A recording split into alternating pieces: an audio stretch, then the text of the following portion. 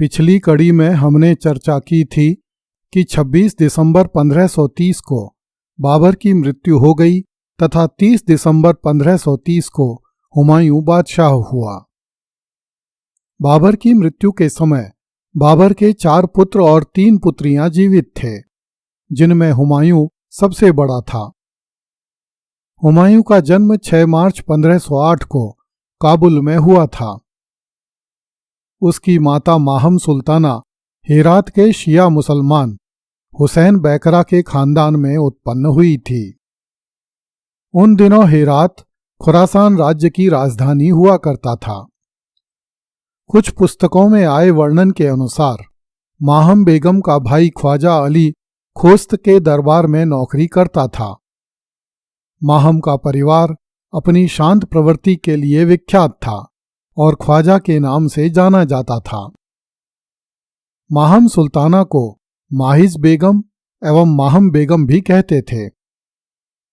माहम बेगम ने बाबर की एक अन्य पत्नी दिलदार बेगम से उत्पन्न पुत्री गुलबदन बेगम तथा पुत्र मिर्जा हिंदाल को गोद लेकर उनका पालन पोषण किया था। गुलबदन बेगम ने माहम बेगम को अपनी पुस्तकों में आका एवं आकम बेगम लिखा है।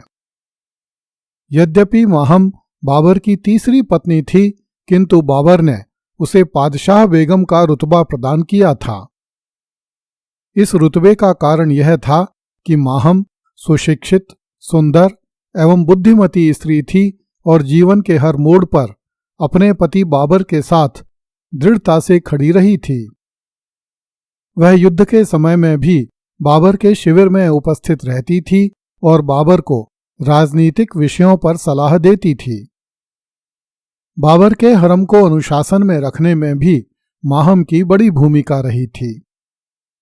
जब बाबर ने काबुल से बदख्शां एवं ट्रांस आक्सियाना के कठिन अभियान किए थे, तो माहम बेगम बाबर के साथ उन अभियानों में भी मौजूद रही थी।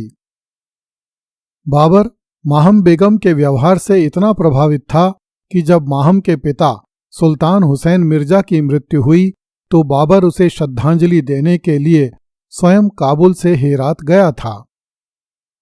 जब बाबर विशेष दरबारों का आयोजन करता था, जिसमें समस्त मिर्जा, बेग, अमीर और प्रजा भी उपस्थित होती थी, तब माहम भी बाबर के साथ सज धज कर उसके सिंहासन पर बैठा करती थी।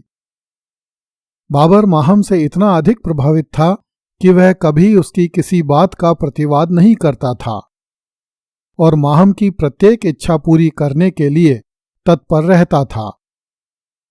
जब माहम काबुल से भारत आई थी, तब बाबर ने माहम के सम्मान में 2 शाही पालकियां घुड़सवारों के साथ अलीगढ़ में उसकी अगवानी करने के लिए भिजवाईं।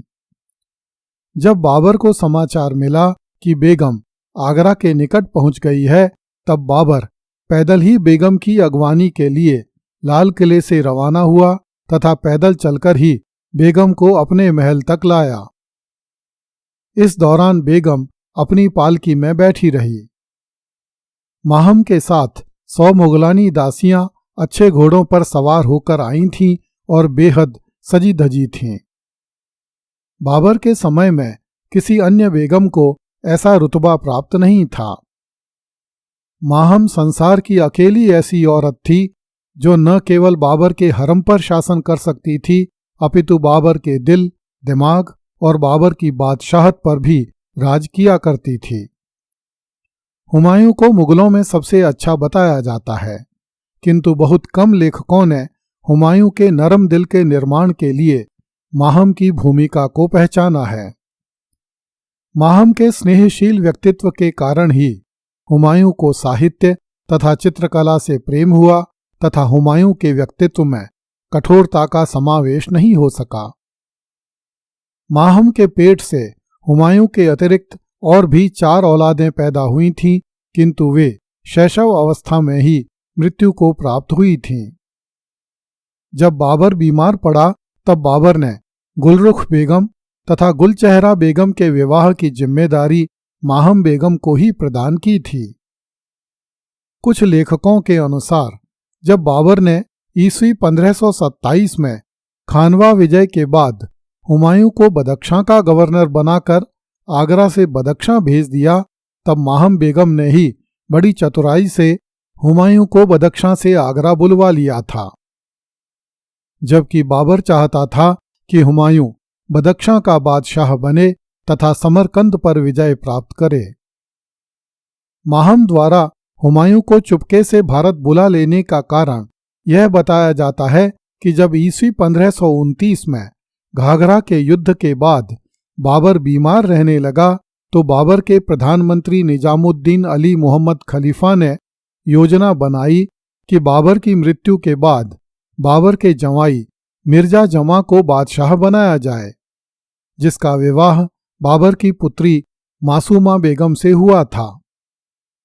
किंतु माहम बेगम को इस षड्यंत्र की जानकारी हो गई तथा उसने हुमायूं को आगरा बुलवाकर खलीफा का षड्यंत्र निष्फल कर दिया। जब हुमायूं भारत आकर बीमार पड़ गया तब माहम बेगम हुमायूं को दिल्ली से आगरा ले आई तथा जी जान से उसकी सेवा एवं चिकित्सा करके उसे मौत के मुंह से बाहर खींच लिया। इस प्रकार माहम बेगम ने न केवल अपने पति बाबर का अपितु अपने पुत्र हुमायूं का भी यथाशक्ति साथ निभाया तथा उनकी राह के कांटे हटाए। बाबर की मृत्यु के बाद माहम बेगम प्रतिदिन दोनों समय निर्धनों को भोजन खिलाया करती थी। इस भोजन के लिए वह प्रातःकाल में 1 बैल, 2 भेड़ और 5 बकरे तथा दोपहर के समय 5 बकरे दान किया करती थी।